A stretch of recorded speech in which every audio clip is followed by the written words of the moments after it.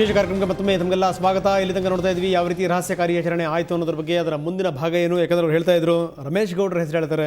ಕಸ್ತೂರಿ ಕರ್ನಾಟಕ ಜನಪರ ವೇದಿಕೆಯ ಅಧ್ಯಕ್ಷರು ರಮೇಶ್ ಗೌಡರು ಕೂಡ ಡೀಲ್ ಮಾಡ್ಕೊಂಡಿದ್ದಾರೆ ಸುವರ್ಣ ನ್ಯೂಸ್ ಜೊತೆಗೆ. ಹೀಗಾಗಿ ಸ್ವಾಮಿಗಳ ವಿರುದ್ಧ ದನಿ ಎತ್ತಿರುವಂಥದ್ದು ಅನ್ನುವಂಥದ್ದು. ಹೀಗಾಗಿ ರಮೇಶ್ ಗೌಡ್ರನ್ನ ಸ್ವತಃ ನಾವು ಕೂಡಿಸ್ಕೊಂಡಿದ್ದೀವಿ. ಎಷ್ಟು ಡೀಲ್ ಆಗಿದೆ ಏನು ಅದ್ರ ಬಗ್ಗೆ ಅವರೇ ಹೇಳಬೇಕು. ಮುಂದೆ ಏನಾಯಿತು ಹಾಗಾದರೆ ಆ ರಹಸ್ಯ ಕಾರ್ಯಾಚರಣೆ ಬನ್ನಿ ನೋಡೋಣ.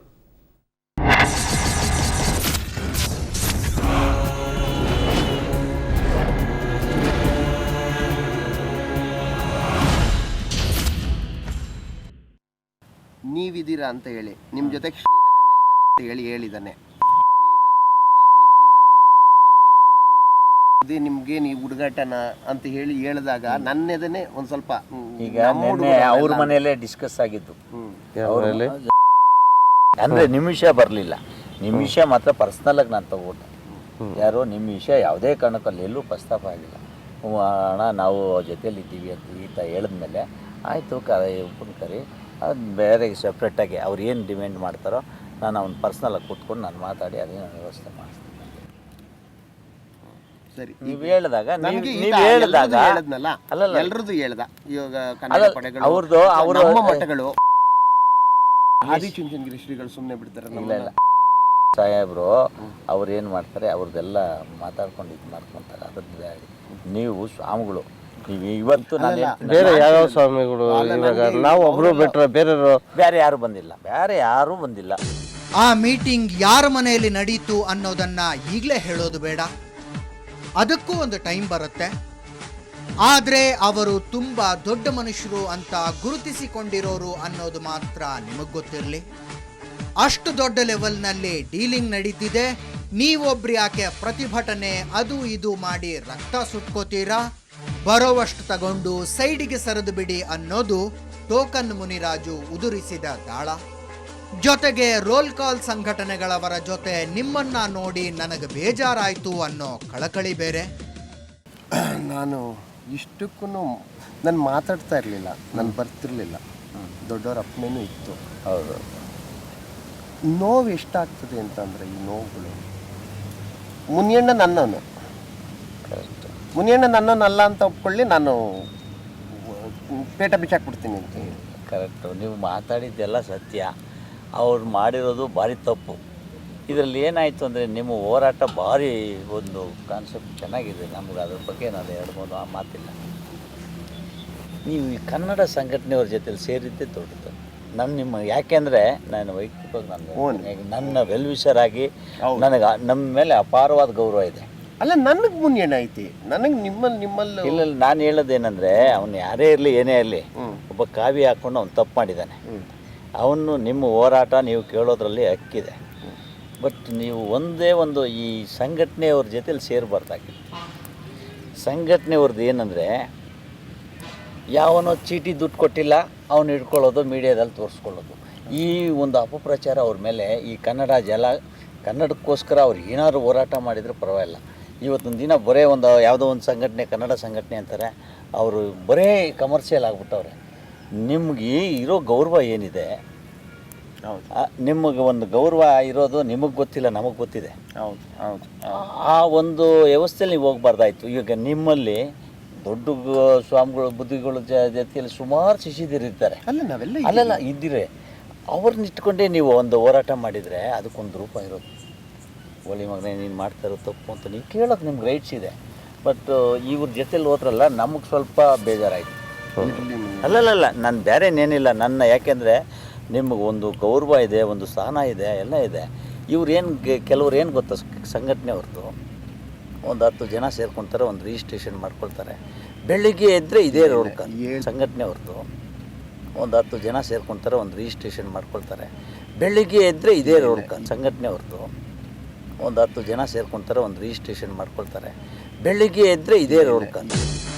ಆವಾಗಲೇ ಹೇಳಿದ್ವಲ್ಲ, ಟೋಕನ್ ಮುನಿರಾಜುನ ಈ ಮಾತಿಗೆ ಉತ್ತರ ಕೊಡೋದು ಬಿಡೋದು ಆಯಾ ಸಂಘಟನೆಗಳವರಿಗೆ ಬಿಟ್ಟ ವಿಷಯ. ಸದ್ಯಕ್ಕೆ ಋಷಿಕುಮಾರ ಸ್ವಾಮಿಗಳ ವಿಷಯಕ್ಕೆ ಬರೋದಾದ್ರೆ, ಇವರ ನಿಯತ್ತಿಗೆ ನಿತ್ಯಾನಂದ ಅದೆಷ್ಟು ಬೆಲೆ ಕಟ್ಟಿದ್ದಾನೆ ಅನ್ನೋದನ್ನ ಟೋಕನ್ ಮುನಿರಾಜು ಏನು ಬಾಯ್ಬಿಟ್ಟು ಹೇಳಲಿಲ್ಲ. ಇವರ ಹತ್ರನೇ ರೇಟ್ ಬಾಯಿ ಬಿಡಿಸೋ ಪ್ರಯತ್ನ ಮಾಡ್ದ. ಇವರು ಅದನ್ನು ಹೇಳಲಿಲ್ಲ. ಇವತ್ತು ಸಾಯಂಕಾಲ ತಿಳಿಸ್ತೀರಿ, ನಾಳೆ ಅಷ್ಟೊತ್ತಿಗೆ ರೆಡಿ ಆದರೆ ನಾನು ಕಾಶಿಗೆ ಹೊರಡ್ಲಿಕ್ಕೆ ವ್ಯವಸ್ಥೆ ಮಾಡ್ತೀನಿ, ಅವನ ಹತ್ರ ಮಾತಾಡ್ಕೊಂಡು. ಅಲ್ಲ ನಾನು ಇವಾಗ ಅವ್ರಿಗೆ ಫೋನಲ್ಲಿ ನಾನು ಮಾತಾಡ್ಕೊಳ್ತೀನಿ, ಬೇರೆ ಪ್ರೈವೇಟ್ ಫೋನಿಂದ ಹಿಂಗೆ ಮಾತಾಡಿ ನೀವು ಬನ್ನಿ ಮಾತಾಡಬೇಕು ಅಂದಾಗ ನಾನು ಮದುವೆಗೆ ಹೋಗಿ ಮಾತಾಡ್ಕೊಂಡೇ ಬರಬೇಕು. ಸರಿ, ನಾವು ಏಕಾಏಕ ನಾನು ಸಾಯಂಕಾಲನೇ ಕ್ಲಿಯರ್ ಆಯಿತು ಅದಾಗ್ತದೆ. ನಾಳೆ ಹೋಗಿ ಅದು ಯಾವ ರೀತಿ ಇದು ಮಾಡ್ತಾನೆ, ಅಮೌಂಟ್ ವೈಟಲ್ಲಿ ಕೊಡ್ತಾನೆ, ಚೆಕ್ಕಲ್ಲಿ ಕೊಡ್ತಾನೆ, ಅವೆಲ್ಲ ಇಲ್ಲ. ನಾವು ಚೆಕ್ಕಲ್ಲಿ ಬೇಡ ಸ್ವಾಮಿ, ಕ್ಯಾಶೇ ಬೇಕು ಅಂದಾಗ ಇಲ್ಲಿ ಯಾರೋ DOTಗೆ ಹೇಳ್ತಾನೆ, ಇಲ್ಲಿ ಯಾರು ಇರ್ತಾರೆ ಅವ್ರಿಗೆ ಹೇಳ್ತಾನೆ, ಅವ್ರ ಕಡೆಯಿಂದ ಏನಾದರೂ ಒಂದು ವ್ಯವಸ್ಥೆ ಮಾಡ್ತಾನೆ ಮಾಡಿ. ಅದಷ್ಟು ಬಿಟ್ಟು ನಾನು ಹೋಗಿ ಇವಾಗ ಹೋದ ತಕ್ಷಣ ಇಲ್ಲ ನಾನು. ಯಾಕೆ ಅಂತಂದ್ರೆ ನಾಳೆ ನಾಡಿದ್ರಿಂದ ಕಾರ್ಯಕ್ರಮಗಳು ಶುರು ಆಗ್ತಾ ಇದಾವೆ. ಈ ಕಾರ್ಯಕ್ರಮಗಳು ಸ್ಥಗಿತವಾಗಬೇಕು ಅನ್ನೋದಾದ್ರೆ ನಾನು ಕಾಣಬಾರ್ದು. ಅರ್ಥ ಆಯ್ತು ನೋಡಿ. ಒಂದು ಸರಿ ಅದು ದೀಪ ಹಚ್ಚಿಸಿದ್ಮೇಲೆ ಆ ದೀಪ ಹಾರ ತನಕ ಕುತ್ಕೋಬೇಕು. ಅದಕ್ಕೆ ಅದೇನು ಅಂತ ಹೇಳಿ ಒಂದು ತಿಳ್ಕೊಂಡಿದ್ದೆ. ಅಲ್ಲ ಸ್ವಾಮೀಜಿ, ಈಗ ನಾನು ಒಂದು ರೌಂಡ್ ಮಾತಾಡ್ಬಿಟ್ಟು ನಾನು ಈ ಥರ ಇದೆಯಪ್ಪ, ಅವ್ರೇನೋ ಹಿಂಗೆ ಆಯ್ತದೆ, ಹಿಂಗಾಗ್ತದೆ, ಅವ್ರು ಹಿಂಗೆ ಹೋಗ್ತಾರೆ, ವ್ಯವಸ್ಥೆ ಮಾಡಬೇಕು ಅಂತ ನಾನು ಹೇಳ್ತೀನಿ. ಅದು ಯಾವ ಮಟ್ಟಕ್ಕೆ ವ್ಯವಸ್ಥೆ ಆಗುತ್ತೆ ನೋಡ್ಕೊಂಡು ನಿಮ್ಗೆ ಇಮಿಡಿಯೇಟಾಗಿ ನಾನು ಫೋನ್ ಮಾಡಿಸ್ತೀನಿ. ಕ್ಯಾಶ್ ಅಂದ್ರೆ ಕ್ಯಾಶ್ ಅಂತೆ, ಚೆಕ್ ಅಂದ್ರೆ ಚೆಕ್ ಅಂತೆ. ಮದುರೈನಲ್ಲಿ ಕುಳಿತಿರೋ ನಿತ್ಯಾನಂದ ಬೆಂಗಳೂರಿನಲ್ಲಿ ಯಾರಾದ್ರೂ ಭಕ್ತರಿಗೆ ಹೇಳಿ ದುಡ್ಡು ತಲುಪಿಸ್ತಾನಂತೆ. ಅಷ್ಟಕ್ಕೆ ಮಾತುಕತೆ ಮುಗಿದಿತ್ತು. ಇಲ್ಲಿಂದ ಎದ್ದ ನಂತರ ಟೋಕನ್ ಮುನಿರಾಜು ಒಂದು ಇಂಪಾರ್ಟೆಂಟ್ ಮಾತು ಹೇಳ್ದ. ಒಂದು ದಾಟ್ ಇರಲ್ಲ. ಎನಿ ಟೈಮ್ ನೀವು ನನ್ನನ್ನು ಒಬ್ಬ ಮಠದ ವೆಲ್ವಿಷರು ಅನ್ನೋದಕ್ಕಿಂತ ಮಠದ ಭಕ್ತ ಅಂತ ಹೇಳ್ತೀವಿ. ಮಮ ಭಕ್ತಾನ ಮಮ ಅಧಿಕಂ ಅಂತ. ನಾವು ಪ್ರಾಣ ಕೊಡಕ್ಕೆ ರೆಡಿಯಾಗಿ ಇರ್ತೀವಿ, ಎದುರುಗಡೆ ಎದೆ ಕೊಟ್ಟು ಓಡೋಗಲ್ಲ ನಾವು. ಇದು ಮೊದಲನೇದು. ಆತ ಓಡೋಗಿ ತಪ್ಪು ಮಾಡಿದ್ದು. ಎದುರುಗಡೆ ನಿಂತಿದ್ದಿದ್ರೆ ಯಾರಾದರೂ ಎದುರಿಸ್ಬೇಕು. ಇಲ್ಲ ಸಾವಿರ ಸರಿ ಹೇಳಿದ್ದೀನಿ. ಆತ ಏನಂದರೆ ಹುಚ್ಚುತನ ಒಳ್ಳೆ ಪಾಠ ಕಲ್ತಿದ್ದಾನೆ. ಈಗ ಅದನ್ನೇನೋ ಒಂದು ಇದು ಮಾಡೋಣ. ನಾನು ಕೈಲಾದಷ್ಟು ನಾನು ಮ್ಯಾಕ್ಸಿಮಮ್ ನಿಮ್ಮ ಪರವಾಗಿ ನಾನು ಪ್ರಯತ್ನ. ಇಷ್ಟು ಹೇಳಿ ತಮ್ಮ ಪಾಡಿಗೆ ತಾವು ಎದ್ದು ಹೋಗೋದಲ್ವಾ? ಕಾಲಿಗೆ ಬಿದ್ದದ್ದೇ ಬಿದ್ದದ್ದು.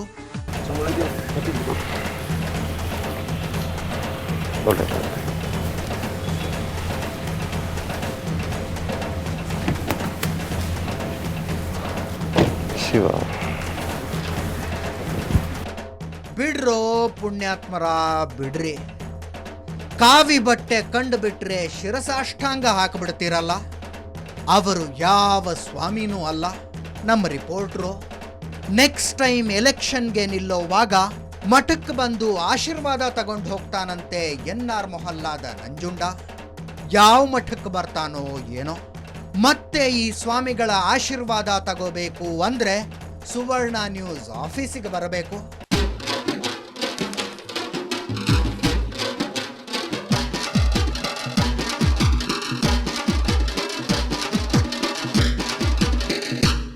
ಇಲ್ಲಿಗೆ ಡೀಲ್ ಮಾತುಕತೆಯ ಮೊದಲ ಹಂತ ಮುಗಿದಿತ್ತು. ಮತ್ತೆ ಋಷಿಕುಮಾರರನ್ನ ಕಾಂಟ್ಯಾಕ್ಟ್ ಮಾಡಿದ ಟೋಕನ್ ಮುನಿರಾಜು ಮಾತುಕತೆ ಮುಗಿಯೋ ತನಕ ಇವರು ನಿತ್ಯಾನಂದನ ವಿರುದ್ಧ ಒಂದೇ ಒಂದು ಶಬ್ದ ಮಾತಾಡಬಾರ್ದು ಅನ್ನೋ ಕಂಡೀಷನ್ ಹಾಕದ. ಆ ಮಾತನ್ನ ಖುದ್ದು ನಿತ್ಯಾನಂದನೇ ಹೇಳಿದ್ನಂತೆ. ಆದ್ರೆ ಋಷಿಕುಮಾರರು ಅದಕ್ಕೆ ಒಪ್ಪಲಿಲ್ಲ. ಅಲ್ಲಿಗೆ ಡೀಲ್ಗೆ ಗರ್ಭಪಾತ ಆಗಿತ್ತು. ಏನೇ ಆದ್ರೂ ನಿತ್ಯಾನಂದನಿಗೆ ಹಣದ ಮದ ತಲೆಗತ್ತಿದೆ. ದುಡ್ಡು ಕೊಟ್ಟು ಯಾರನ್ನು ಬೇಕಾದರೂ ಖರೀದಿಸಿ ಬಿಡಬಲ್ಲೆ ಅನ್ನೋ ಸೊಕ್ಕು ಬಂದಿದೆ ಅನ್ನೋ ಮಾತಿಗೆ ಸಾಕ್ಷಿ ಸಿಕ್ಕಂತಾಗಿತ್ತು. ಬೇಲ್ಗಾಗಿ ಡೀಲ್ ಪ್ರಕರಣ ಕೇಳಿದ್ವಿ ನಾವು, ಆದರೆ ಇಂಥ ಡೀಲನ್ನು ಎಲ್ಲೂ ಕೇಳಿರಲಿಲ್ಲ. ಸೊ ಅದನ್ನು ಕೂಡ ನಿಮಗೆ ಪರಿಚಯ ಮಾಡಿಕೊಟ್ವಿ. ಸೊ ಇದಕ್ಕೆ ಸಂಬಂಧಪಟ್ಟ ಹಾಗೆ ಮಾತಾಡ್ತೀನಿ ನಾನು, ಯಾಕಂದರೆ ತಜ್ಞರಿದ್ದಾರೆ, ಅವರಿಂದ ಅನುಭವಿಸಿದಂಥವ್ರಿದ್ದಾರೆ. ಬೇರೆ ಬೇರೆ ಆ್ಯಂಗಲ್ಗಳನ್ನ ಇಟ್ಕೊಂಡು ಯಾಕೆ ಈ ಸ್ವಾಮಿಗಳು ಈ ರೀತಿ ಹುಚ್ಚಾಟಗಳನ್ನ ಆಡ್ತಾರೆ, ಅವರ ಡ್ರೆಸ್ಸಿಂಗ್ ಏನು, ಅವರ ಹುಚ್ಚಾಟಗಳೇನು, ಜೊತೆಗೆ ಈ ಕಾಮ ಪಿಪಾಸುತನ ಅನ್ನುವಂಥದ್ದು ಎಲ್ಲೇ ಮೀರಿರುವಂಥದ್ದು, ಇದಕ್ಕೆ ಕಾರಣಗಳು ಏನೇನು ಸಂಬಂಧಪಟ್ಟ ತಜ್ಞರಿದ್ದಾರೆ. ಕೇಳೋಣ ಸಣ್ಣ ವಿರಾಮದ ನಂತರ.